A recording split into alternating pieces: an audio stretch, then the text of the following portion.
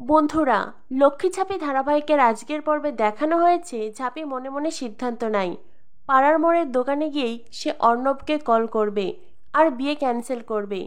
এই ভেবে ঝাঁপি তাড়াহুড়ো করে দোকানে যাচ্ছিল, কারণ রাত 8টার সময় দোকান বন্ধ হয়ে যাবে। তখনই মাঝ রাস্তায় রনিত ঝাঁপিকে দাঁড় করায়। রনিত ঝাঁপিকে বলে, এই ঝাঁপি, তোদের বাড়িতেই যাচ্ছিলাম তোর সাথে দেখা করতে, আর এখন দেখ তোকে রাস্তায় পেয়ে গেলাম, তোর সাথে আমার কিছু কথা আছে। ঝাঁপি বলে, রনিতদা কি বলবে একটু তাড়াতাড়ি বলো না গো, আমাকে এক্ষুনি দোকানে যেতে হবে।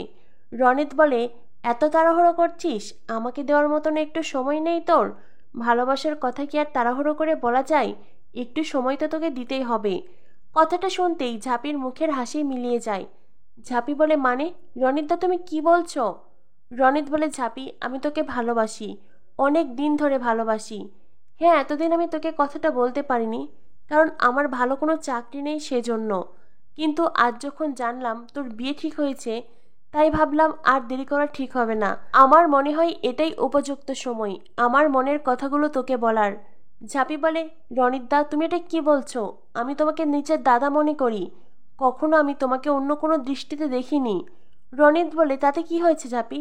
আমার চাকরি নেই তাই তো তুই এই কথাটা বলছিস? তোর হবু বর, তার চাইতে ভালো চাকরি আমি ঠিক জোগাড় করে নেব, কিন্তু তুই ওকে বিয়ে করিস না। ঝাঁপি বলে, বিষয়টা চাকরির নয়, কেন বুঝতে পারছো না? আর কি ভাষায় বলবো? আমি তো বলছি আমি তোমাকে কখনো সেই দৃষ্টিতেই দেখিনি। রনিত বলে, এতদিন দেখিসনি, এখন দেখবি। তুই তো দীপকে পছন্দ করতিস, তুই তো দীপকে প্রপোজ করেছিলি, আর সেদিন থেকেই আমি তোকেও ভালোবাসি। কিন্তু ঝাঁপি, দীপ তো তোকে রিজেক্ট করেছে, তাহলে তাহলে আমাকে ভালোবাসতে তোর কি সমস্যা? ঝাঁপি বলে, রনিতদা তুমি এটা কি করে ভাবলে? দীপদা আমাকে অ্যাকসেপ্ট করেনি, তার জন্য তোমার পথ খোলা হয়ে গেল? দেখো রনিতদা, এইসব বিষয় নিয়ে তুমি আর কখনো আমাকে বিরক্ত করবে না। তুমি যদি আমাকে বিরক্ত করো, আমি মা বাবাকে বলে দেব, তারপরে পাড়ার 10টা লোক জানাজানি হবে, তারা এই বিষয়টা নিয়ে কথা বলবে। আশা করছি তুমিও সেটা চাও না। এই বলে ঝাঁপি আর দোকানে যায় না, কাঁদতে কাঁদতে বাড়িতে ছুটে আসে। বাড়িতে এসে ঘরের দরজা বন্ধ করে দিয়ে ঝাঁপি কাঁদতে থাকে। ঝাঁপি মনে মনে বলে, কি পেয়েছে কি সবাই আমাকে?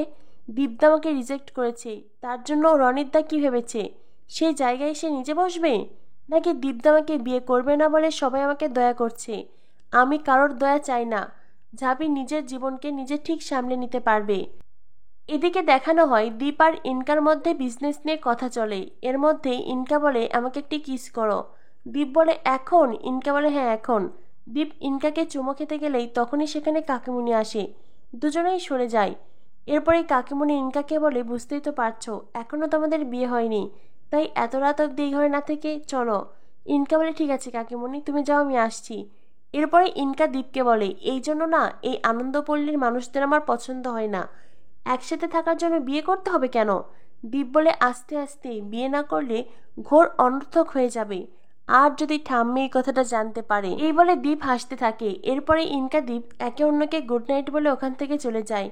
আর তখনই দীপ ঘুমিয়ে পড়ে। ঘুমানোর আগে বারবার ইনকার বলা সেই কথাটা মনে পড়তে থাকে, তুমি তো আর আগের মতন নেই দীপ, লন্ডন তোমাকে পুরো পাল্টে দিয়েছে। এরপর দেখানো হয় মাঝরাতে দীপ স্বপ্নে দেখে সে লন্ডনের অফিসের বস তাকে বকাঝকা করছে, তার মুখের ওপরে ফাইলপত্র ছুঁড়ে মারছে। আর তারপরে দিশেহারা হয়ে দীপ রাস্তাতেই ঘুমিয়ে পড়ে, আর সেখানে ঠান্ডায় কাঁপতে থাকে। সেই সময় ইনকা এসে দীপকে বাঁচিয়ে নেয়। আর সেই স্বপ্নটা দেখে দীপ আবারও লাফিয়ে ওঠে। দীপ কেমন যেন অসুস্থ বোধ করে, সে কেমন যেন আর নিজের মধ্যেই নেই। তখনই ইনকা এসে বলে, দীপ কি হয়েছে? তুমি কি আবার সেই স্বপ্ন দেখেছ? দীপ, কিচ্ছু হবে না, তুমি পারবে, সামনে অনেক কিছু করার আছে তোমার। এদিকে ঝাঁপির বাবা তার অফিসে আসে। এলাকার লোকজন ঝাঁপির বাবাকে বিশ্বাস করেই, তার কথাকে ভরসা করেই, তার কথা অনুযায়ী এই কোম্পানিরকে তাদের জীবনের সব সঞ্চয় দিয়েছে অধিক লাভের আশায়। কিন্তু অধিক লাভ তো দূরের কথা, কোনো ইন্টারেস্টই পাচ্ছে না। এই নিয়ে ঝাঁপির বাবাও বেশ চিন্তিত। রাস্তায় বের হলেই লোকজন তার কাছে জানতে চাইছে তারা তাদের টাকা কবে পাবে। এইসব কথা শুনতে শুনতে সে হয়রান হয়ে অফিসে এসেছে। কিন্তু মেজবাবু তো ঝাঁপির বাবাকে পাত্তাই দিচ্ছেন না, উল্টো বলে ঠিকঠাক সময়ে ইন্টারেস্ট পেয়ে যাবে। ঝাঁপির বাবা বলেন, ঠিক কবে স্যার, আমাকে বলুন, আমি নয় ওদেরকে সেটাই বলে দেব। অফিসের বস বলেন, শুনুন, এত সব বলতে পারবো না, যখন পাওয়ার তখন পাবে।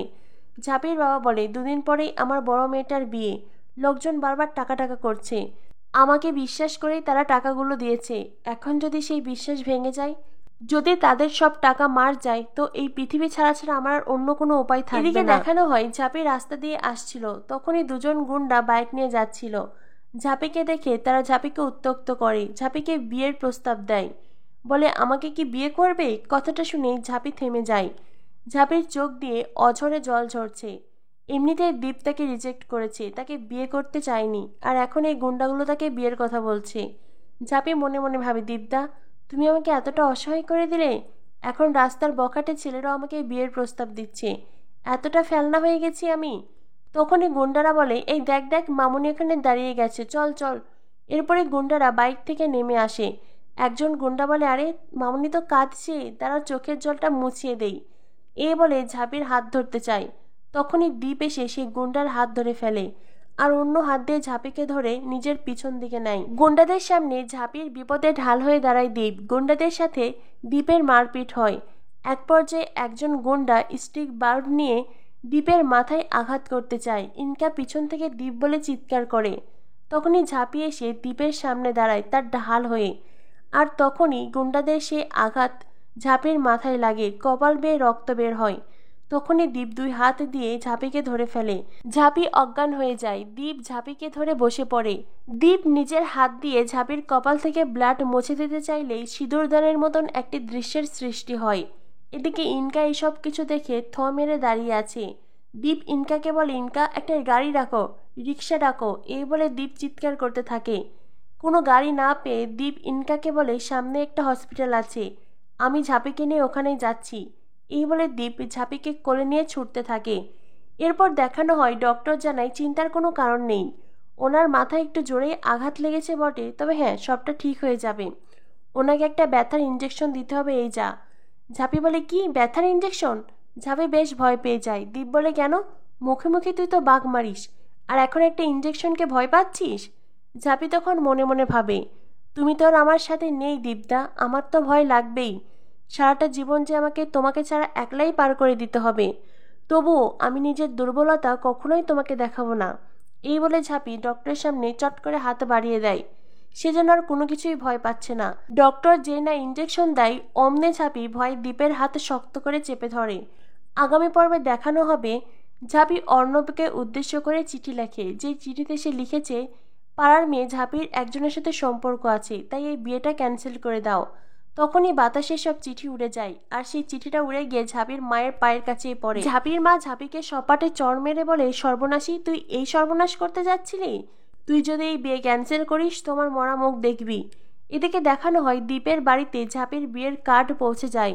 বিয়ের কার্ড হাতে পেয়ে দ্বীপের বেশ মন খারাপ হয়। তো বন্ধুরা, কি হতে চলেছে লক্ষ্মী ঝাঁপি ধারাবাহিকে? লক্ষ্মী ঝাঁপি ধারাবাহিকের পরবর্তী আপডেট পেতে আমাদের সাথেই থেকো। ধন্যবাদ সবাইকে।